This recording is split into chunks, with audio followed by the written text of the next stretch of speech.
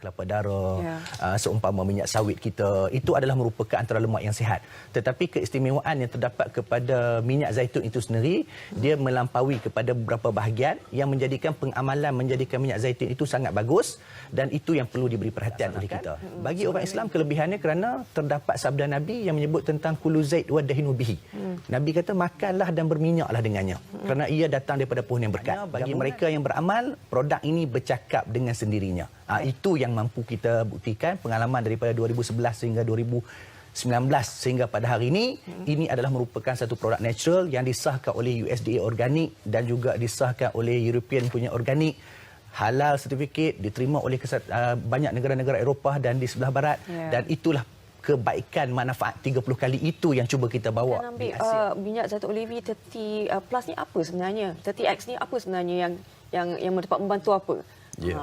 Sebab itu kalau saya analogikan, saya kata bila kita bercakap tentang soal kesihatan ni, pertama kita perlu bukti saintifik. Itu pertama. Tetapi bila bukti-bukti saintifik itu dapat dibuktikan dengan terlalu banyak ataupun terdapat bukti-bukti yang banyak, saya selalu analogikan, saya kata minyak zaitun ni dia di antara makanan-makanan yang bersifat preventif dan cure, kalau dari bahasa nutritionisnya, dan peranan dia seumpama macam lori bandara ni masuk dalam badan kita.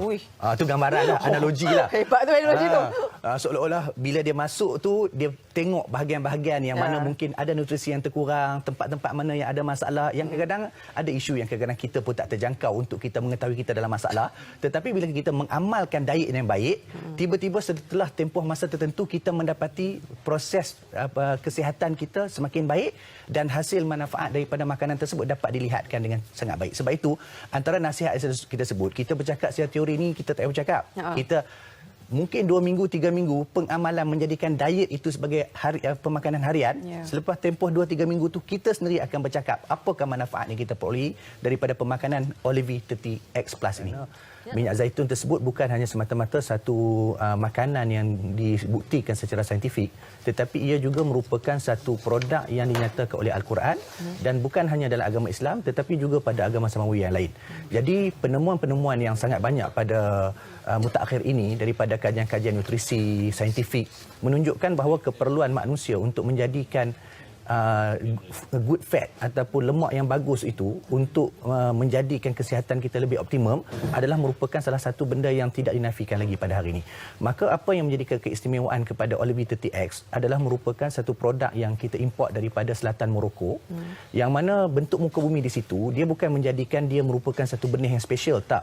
Tetapi kelebihan yang terdapat kepada selatan Morocco, bila mana ditanam benih di situ, ia menghasilkan produk yang mempunyai kandungan hydroxytyrosol dan juga oleokental, dua komponen penting kepada khasiat yang besar di dalam minyak zaitun yang tidak terdapat dalam mana-mana tempat. Itu yang menjadikan Olive 30 Plus X ini sangat istimewa dan memberikan lebih manfaat, seperti mana 30 kali ganda manfaat antioksida kepada manusia. Itu yang menjadi keistimewaan. Saya kenal produk ini daripada tokoh nutrisi terkenal, Dr. Mak Faid daripada Morocco. Beliau yang memperkenalkan bersama dengan produk yang hebat ini. Pengamalan yang dianjurkan sebagaimana dinyatakan oleh FDA adalah untuk mengambil 2 sudu besar setiap hari ketika perut kosong. Itu bangun pagi tu boleh lah? Bangun pagi ataupun sebelum tidur lah. Untuk you bagi minyak zaitun tu digest, masuk dalam badan kita, itu pengamalan. Ataupun mungkin 1 sudu pagi ataupun 1 sudu malam, itu pengamalan yang paling optimum lah. Lepas dah ambil tu, ada jarak masa tak nak makan? Dia tak ada masalah, tetapi yang sebagusnya kita jarakkan dalam 1 jam, 2 jam. Itu dah sangat cantik lah. Itu kalau sekiranya kalau kita nak mengambil secara langsung. Kalau kita nak campur dengan salad dressing apa, itu pun tidak menjadi masalah untuk dijadikan amalan. Hanya bagi mereka yang beramal, produk ini bercakap dengan sendiri. Cara simpannya, Ustaz? Kita simpan pastikan berada dalam kotak, sebab minyak zaitun ni dia sensitif kepada cahaya dan panas. Dan setelah buka juga, sebab dia bila dibuka, dia akan terdedah kepada udara.